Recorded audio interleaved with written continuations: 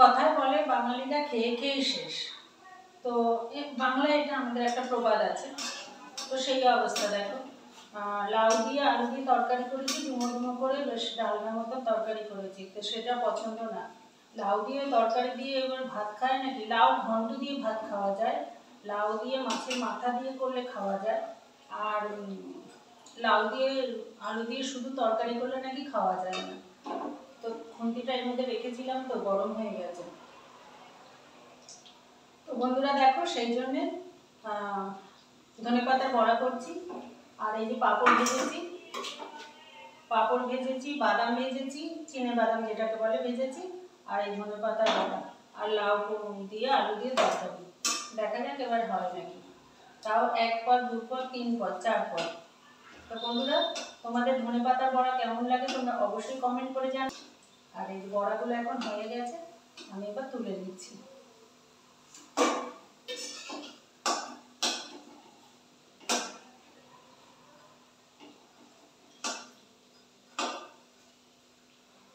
এখন বাড়িতে খেতে এসেছি, প্রায় 8টা বাজতে যায়। খেয়ে দিয়ে এবার আবার তাড়াতাড়ি দোকানে যাব, তো ওই জন্য তাড়াহুড়ো করছি প্রথম থেকে। আর পাঁপড় ভাজা বাদাম ভাজা এগুলো ভিডিওতে দেখাতে পারিনি, তো ভাবলাম যে চলো এখন বড়াগুলো হতে হতে ভিডিওটা সেভ করে নিই। তো ওই জন্য তোমাদের সাথে দেখাচ্ছি, শেয়ার করছি। তা ধনেপাতার বড়া খাওয়ার দিন তো চলেই গেল, শীতকাল চলে গেল মানে ধনেপাতা বড়া খাওয়ার দিন খাওয়ার চলে গেল। তো ওই জন্য আমি ভাবলাম যে অনেকগুলো ধনেপাতা আছে যখন, তো আজকে বড়া করে নিই। এখন গরম পড়ে যাচ্ছে, আর বেশি এনে রাখা যাবে না, তো সেই জন্যে হয়ে গেছে। এবার আমি তুলে নিচ্ছি। ধনেপাতার বড়া, পাট শাকের বড়া, এগুলো থাকলে কি হয়, আমাদের বিশেষ করে আমার ছেলেরা বড়া বানিয়ে দিলাম আর ডাল করে দিলাম, বেশ টক ডাল হোক, পেঁয়াজ ডাল হোক, যাই হোক, ডাল করে ডাল আর একটা কোনো বড়া কিছু থাকলে ব্যাস খাওয়া হয়ে গেল। আলু ভাতে হোক, খাওয়া হয়ে গেল। ওদের কোনো এই গরমের সময় একদম ঝুল ঝামেলা নেই। অনেক সময় মানে গরম ভাতে জল ঢেলে পেঁয়াজ লঙ্কা দিয়ে খাওয়া হয়। তো চলো, হয়ে গেছে। দেখো বড়াগুলো কত সুন্দর লাগছে। আর এর মধ্যে কি কি দিয়েছি, কিভাবে করেছি সেটা তোমাদের একটু বলে দিচ্ছি, কেননা সেগুলো দেখানো হয়নি। সেই জন্য ধনেপাতাটা ভালো করে ধুয়ে কুচিয়ে নিয়েছি, নিয়ে তারপরে কাঁচা লঙ্কা কুচিয়ে দিয়েছি। আর তোমরা যদি মনে করো যারা নিরামিষ খাও তারা একটু কালো জিরে, কাঁচা লঙ্কা কুচিয়ে দেবে, নুন হলুদ সামান্য মিষ্টি দেবে, ব্যাস হয়ে গেল।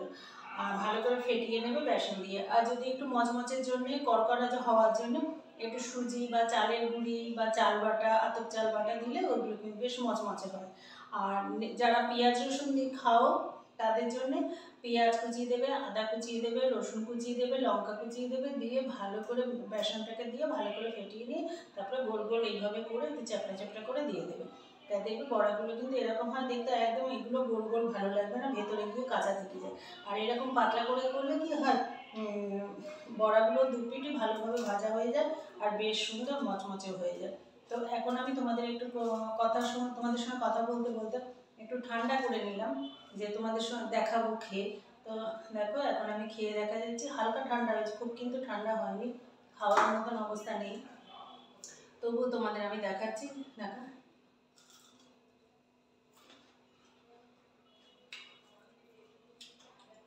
অপূর্ব হয়েছে বড়াগুলো খেতে। আর তোমরাও এরকম করে বানিয়ে খাবে, দেখবে আর কিছু মাংসও দরকার লাগবে না এই গরমের সময়। মাংসও দরকার, শুধু একটু টক ডাল করবে আর ধনেপাতার বড়া এইভাবে করবে, ব্যাস হয়ে গেল। তাতে মেয়েদের রান্নার ঝামেলাও কম, আর খাওয়াও কিন্তু খুব শান্তিভাবে খাওয়া যায়। তো আজকে কি কি রান্না হয়েছে সেগুলো দেখো, অথচ কিন্তু খাওয়ার কোনো ছিল নেই, কখন যে খাওয়া হবে সেটাও কিন্তু ঠিক নেই। আর জানো তো বন্ধুরা, আমি কিন্তু টেবিলে খেতে আমার যে এত বিরক্ত লাগে চিন্তার বাইরে। আমার মনে হয় যেন টেবিলে খেয়ে পোষায় না।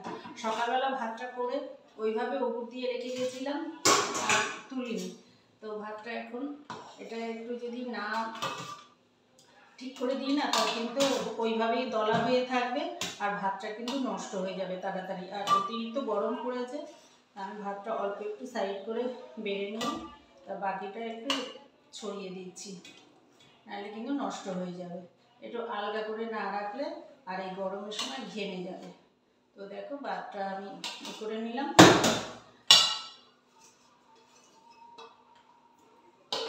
আর এদিকে করেছি টমেটো আমের চাটনি, এটাও সকালে বানিয়ে রেখে গেছি দেখো।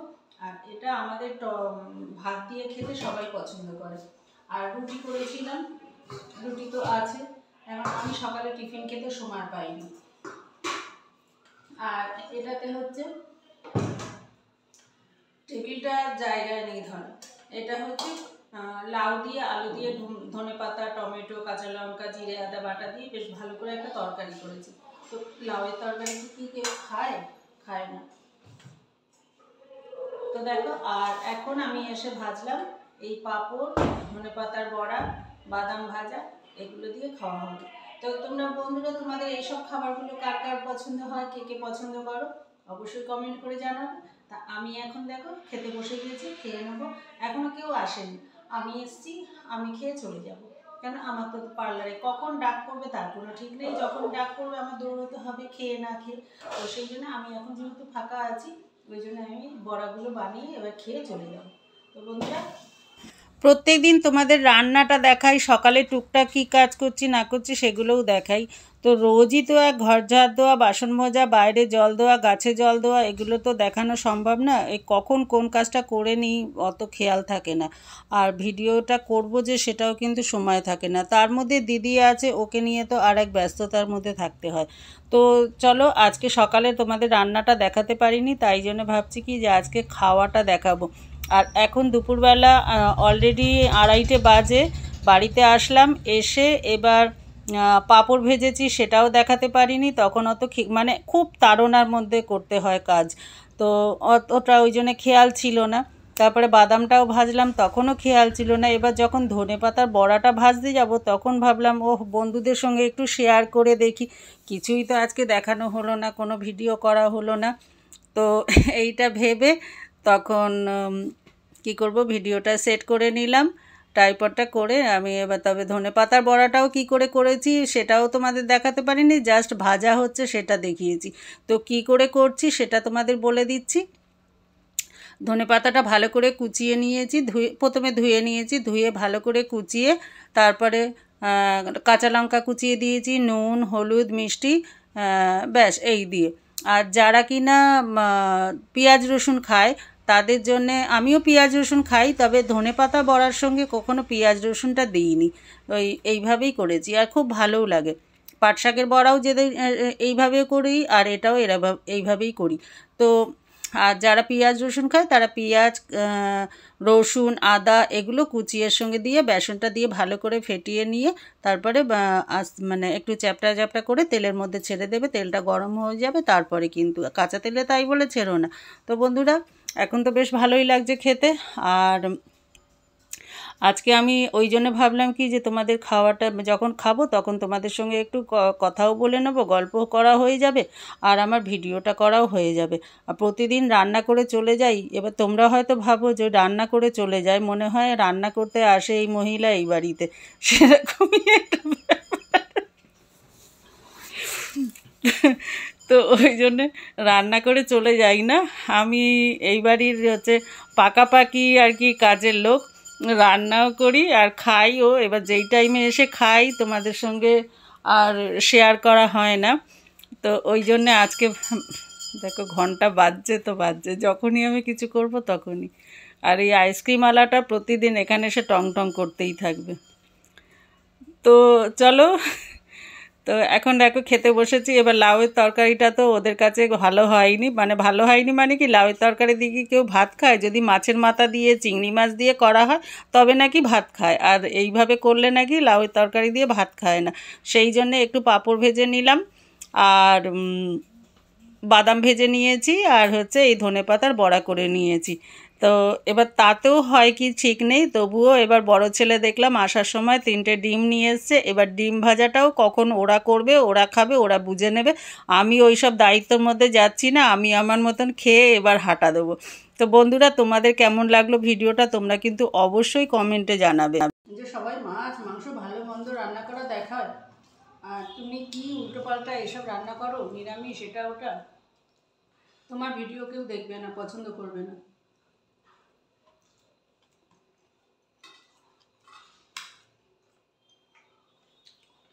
তো আমি বলি মাছ মাংস সবাই রান্না করতে পারে, আর এইসব জিনিসগুলো কেউ চট করে রান্না করতে পারে না।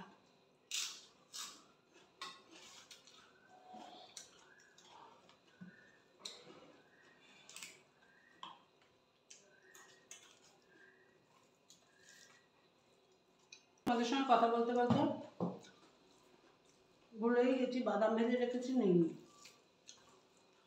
আর এই ভাতটা কেন রেখেছি বলো তো?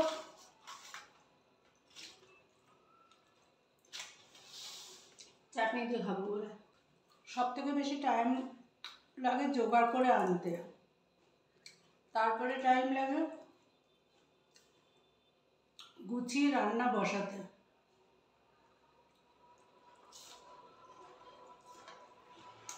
তারপরে টাইম লাগে রান্না করতে, তারপরে টাইম লাগে, একদম কম টাইম বেশি লাগে খেতে।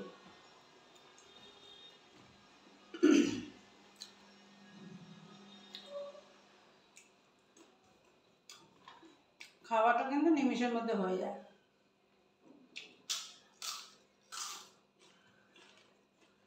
শুধু ডান হাতটা এইভাবে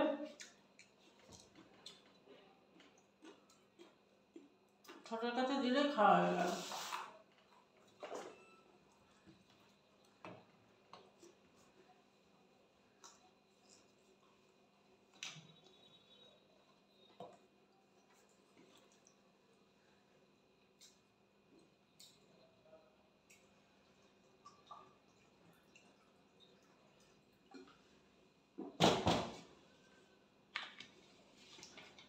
আজকে পুরোপুরি খাওয়াটা তোমাদের সাথে শেয়ার করলাম। তোমাদের কেমন লাগলো তোমরা অবশ্যই কমেন্টে জানাবে। এবার চাটনি নিয়ে নিচ্ছি, অল্প করে নিই, আমি আবার টক খেতে পারি না।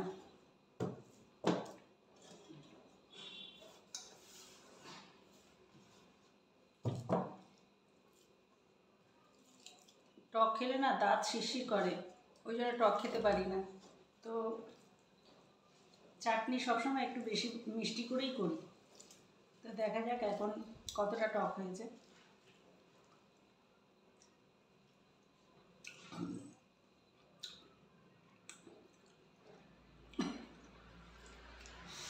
টকের আছিলায় চোখ মেরে নিলাম তোমাদের সবাইকে।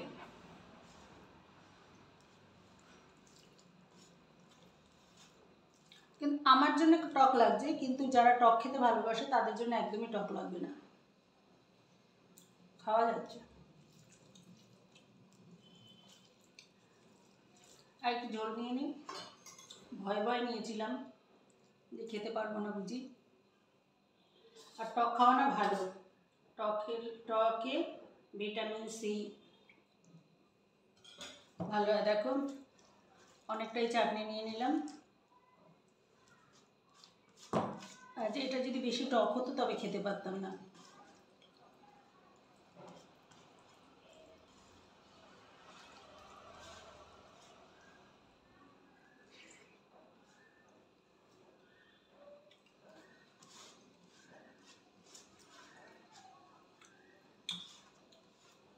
এখন মাছ মাংস ভালো লাগে এই গরমের সময়।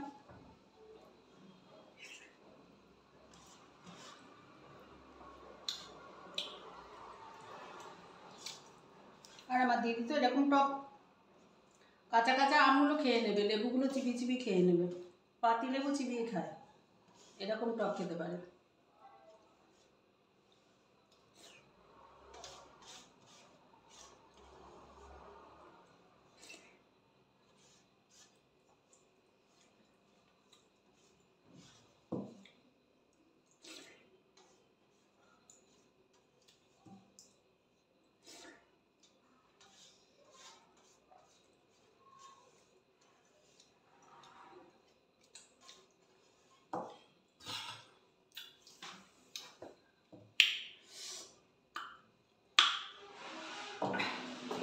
তো বন্ধুরা দেখো তোমাদের সঙ্গে কথা বলতে বলতে কিন্তু খাওয়া হয়ে গেল।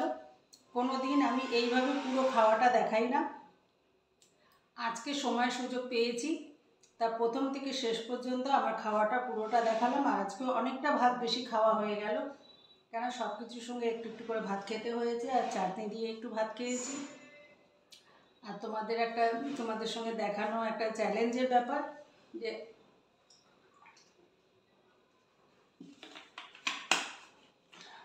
তো চলো বন্ধুরা, আবার দেখা হবে অন্য কোনো ভিডিওতে। সবাই সুস্থ থাকো, ভালো থাকো। আর আমার আজকে দুপুরে ভাত খাওয়ার ভিডিওটা কেমন লাগলো সেটা অবশ্যই কিন্তু তোমরা কমেন্টে জানাবে। তোমাদের উত্তরের অপেক্ষায় রয়েছি।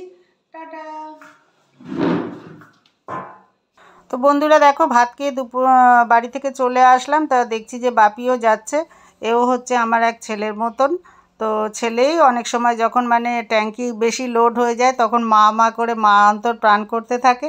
তো ওকে বললাম যে বাপি একটু জলটা ঢেলে দে, একদম খালি হয়ে গেছে। তো বন্ধুরা, আগামী বছরের মতন দিনগুলোর মতন এবছরও দেখো আমি জলছত্রটা করেছি। তো আশা করি এবছরও সব লোক খাবে। প্রত্যেক দিনই মানে একটা করে ব্যারেল অন্তত আমার ঢালতে লাগে। তো তার জন্য আমি আফসোস করি না, 10 টাকার তো ব্যাপার। তো বন্ধুরা, তোমাদের কেমন লাগলো তোমরা অবশ্যই কমেন্টে